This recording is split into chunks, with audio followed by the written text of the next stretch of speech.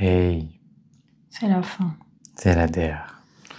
La dernière. On va pas vous mentir sur le fait qu'on n'était pas très ravis de faire cette vidéo parce que c'est la dernière de la saison.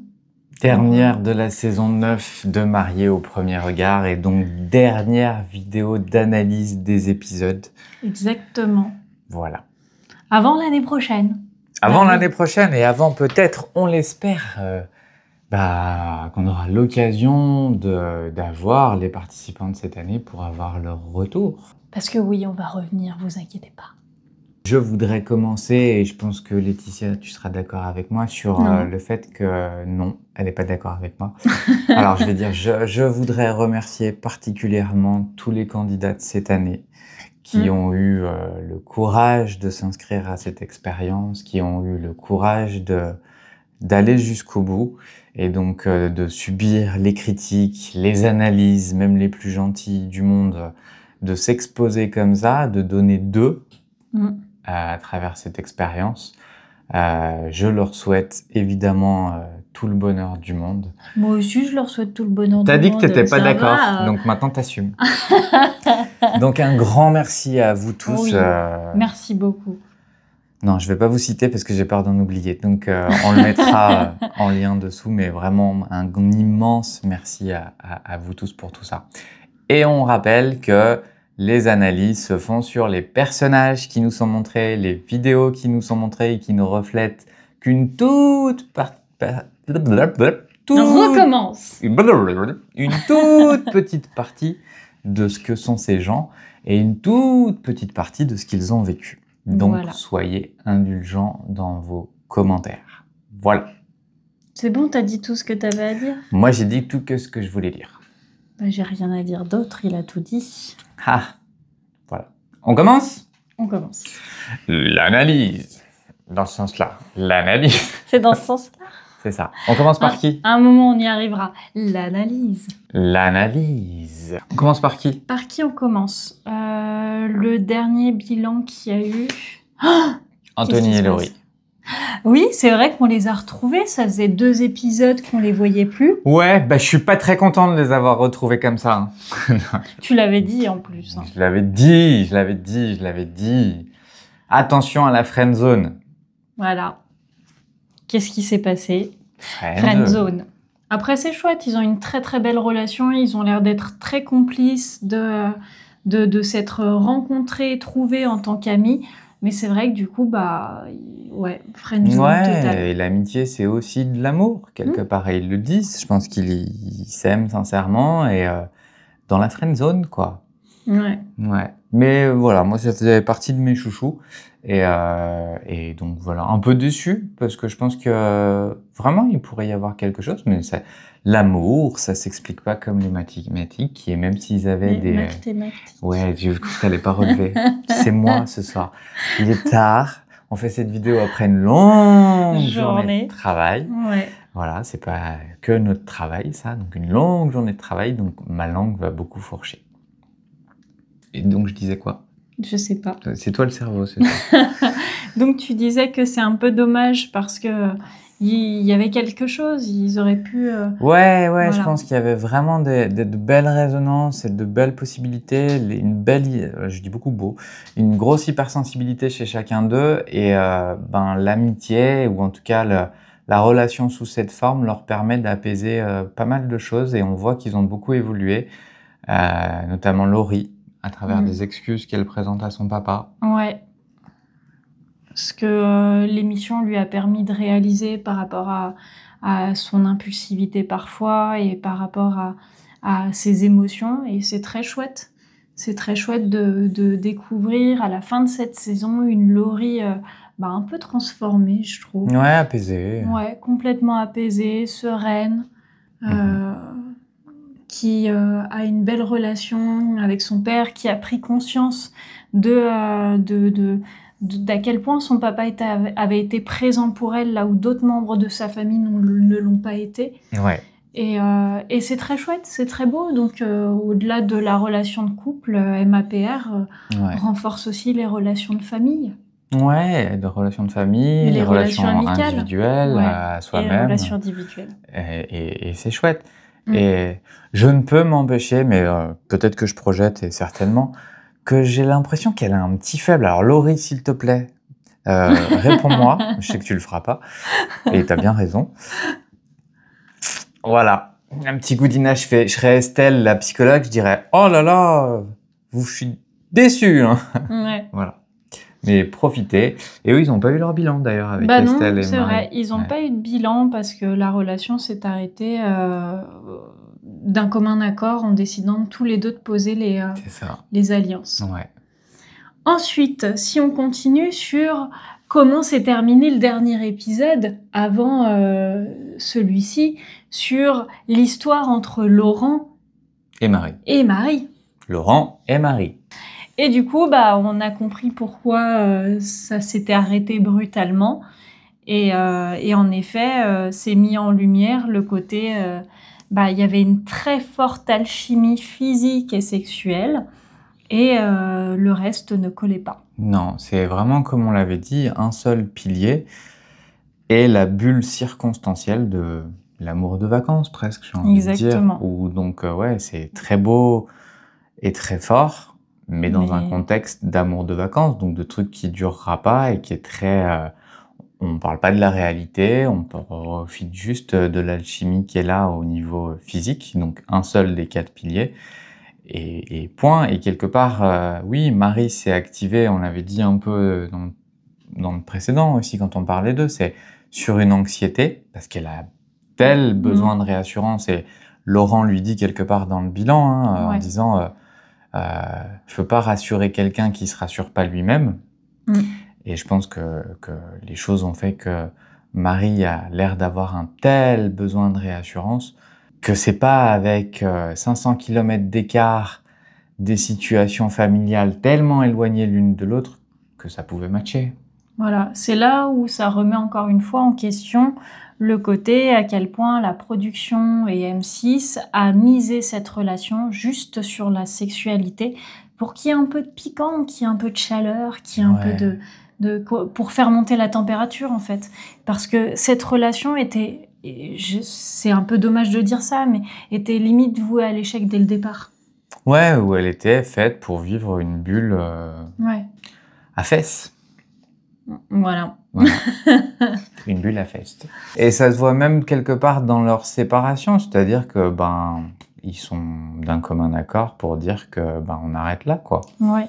Et même quand elle l'a repoussé un peu, je pense, un peu à la façon d'une anxieux qui vous repousse en catastrophe pour que vous réagissiez et que vous veniez lui courir après. Laurent, avec sa maturité, son expérience de vie, l'a pas fait.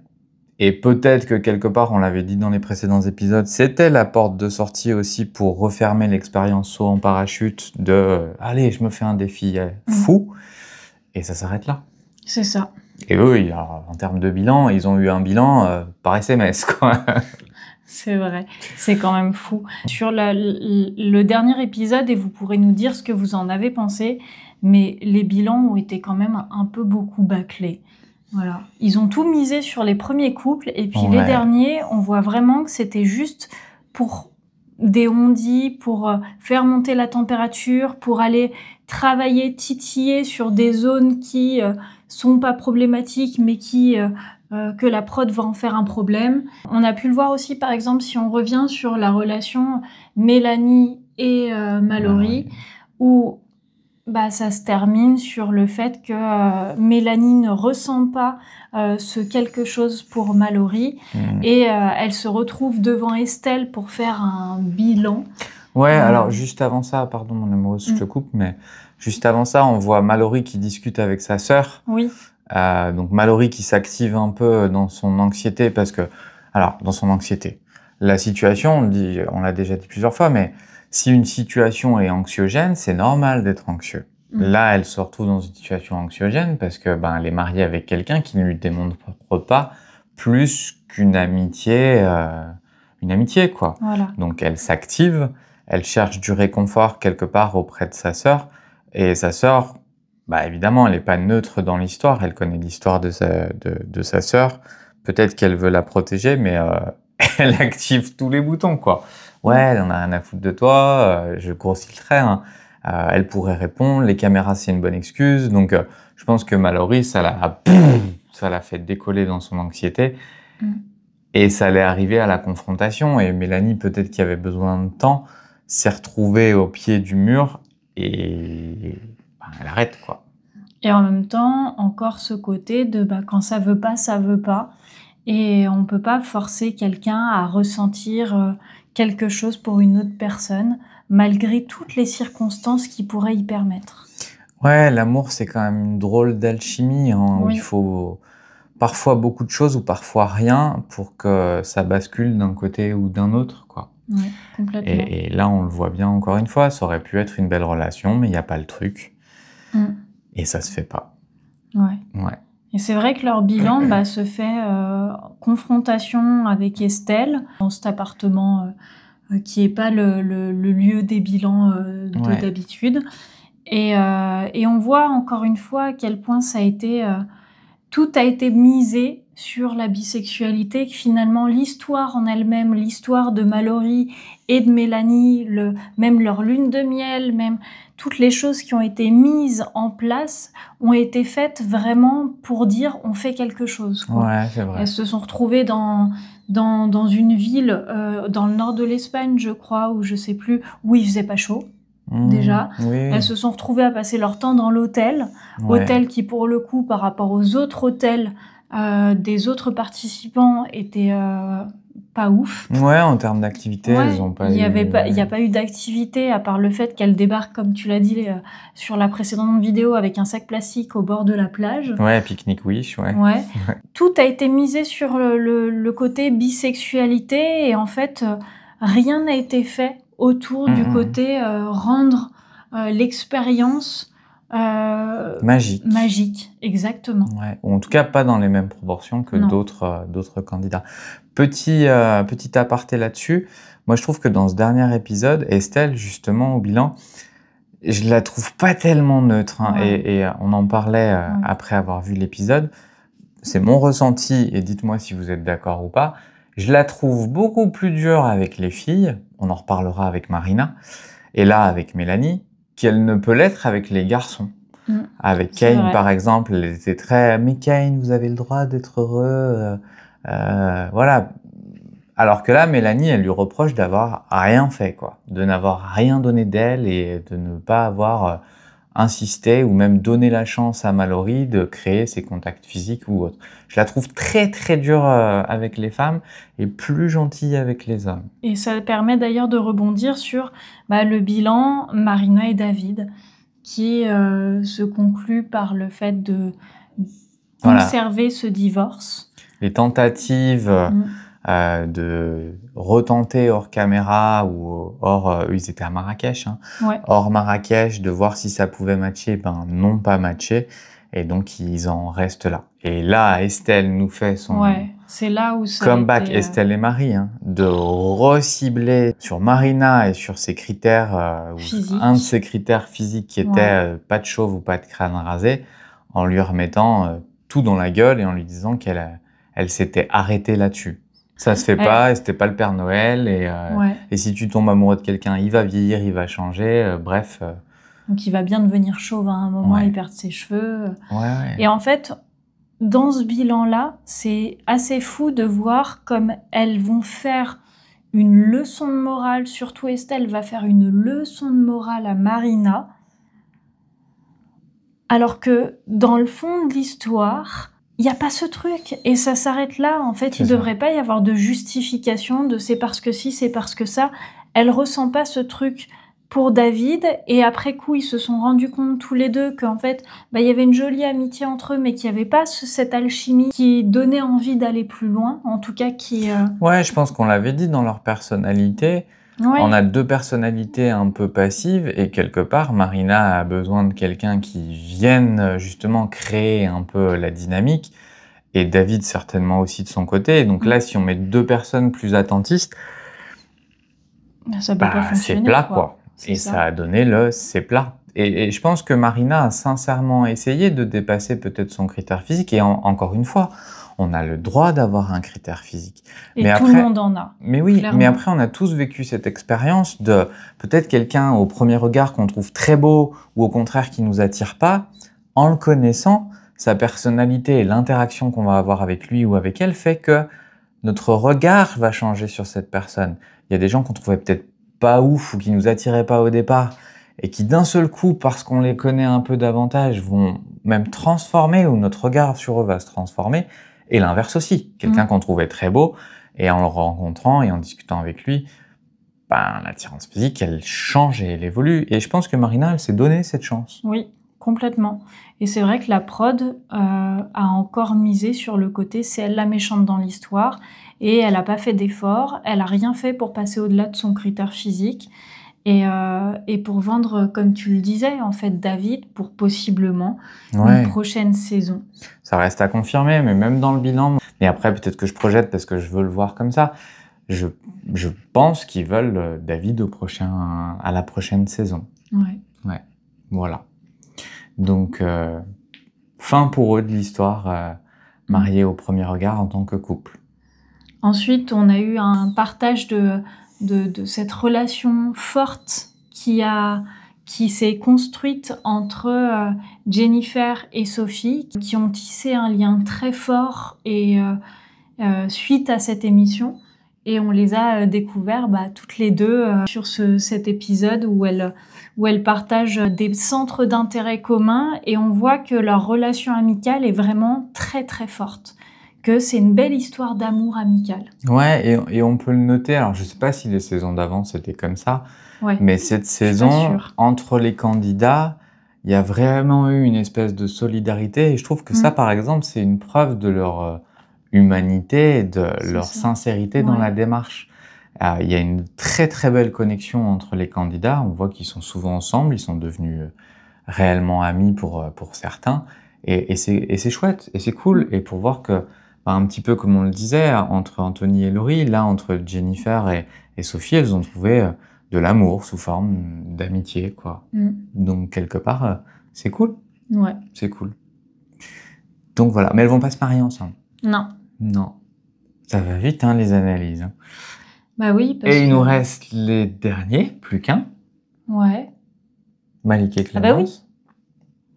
J'oublie à chaque fois. Hein. Malik et Clémence. Bah oui, parce que c'est une histoire qui fait pas de bruit. C'est tellement une évidence que du coup, c'est vrai je zappe complètement. Ouais, alors là, ils nous ont fait le suspense sur la nouvelle qu'ils vont nous annoncer à la fin. Alors tout le monde, évidemment, s'imaginait le bébé, l'appartement ou quelque chose comme ça. Et moi, je trouve que cette nouvelle, elle a l'image de leur relation. C'est-à-dire que en façade, ça paraît lisse. Mais en fait, c'est vachement symbolique. C'est quelque part leur premier projet à deux, en fait. Ouais, un vrai voyage de noces. Exactement, à l'île Maurice. Rien que pour eux. C'est ça, donc c'est un vrai projet construit l'un et l'autre ensemble. Ouais. Et je trouve que c'est vraiment à l'image de leur relation. C'est dans une espèce de simplicité et de discrétion. Ça fait pas de vagues. Et pourtant, les mots que Malik lui donne au moment du bilan, justement, l'écoute et la joie que partage Clémence de recevoir ces mots-là et tout, c'est juste la relation idéale, en fait. Et comme elle le dit, Clémence, il n'est pas forcément très démonstratif par les mots. Il ne va pas forcément partager ce qu'il ressent, ses émotions et tout ça, mais il l'est dans les actes. Et chaque petit acte, chaque petit comportement vient la remplir en fait de sécurité, de confiance, d'amour, de reconnaissance, de tout ce qu'elle souhaite le plus, ce qu'elle se souhaitait le plus et ce qu'elle souhaite le plus aux femmes qui sont en couple. Ouais, c'est ça, qui ont peut-être eu des difficultés et de s'accrocher et de voir que c'est possible. Donc c'est une belle leçon et ils sont restés sincères et ça donne une relation très très très très chouette. Donc voilà, finalement, ce dernier épisode se résume très rapidement. Ouais. C'est comme ça. Voilà, l'aventure se termine avec des relations de couple qui continuent à se faire, d'autres qui reprennent place, certaines qui vont peut-être naître à la suite de l'émission. et des relations d'amitié très fortes qui prennent vie. Et c'est très chouette. Donc encore une fois, merci à vous aussi de nous avoir suivis. Merci à ceux qui ont commenté. Merci de vos commentaires, merci de vos partages. Merci d'être de plus en plus nombreux. Vraiment, ça nous touche beaucoup. Voilà. Je saurais pas quoi dire d'autre. À chaque fois, tu dis tout. T'as tout dit ce soir, mais c'est très bien parce que je vous avoue que je suis un peu fatiguée. Il est tard. Donc merci encore merci aux candidats, beaucoup. à tout ce que vous avez donné et à bientôt. Donc en attendant, prenez soin de vous et surtout des bisous. Des bisous. Et ben voilà, c'est la fin de l'aventure. On ferme. Terminé. Ouais, mais restez sur la chaîne parce qu'on a une autre vidéo en stock qui sortira très incessamment prochainement. sous peu, d'une très belle expérience de vie et franchement, je vous la conseille. On peut pas trop spoiler, mais ça va parler du rapport au corps, la relation au corps. Ouais, voilà. À bientôt. À bientôt.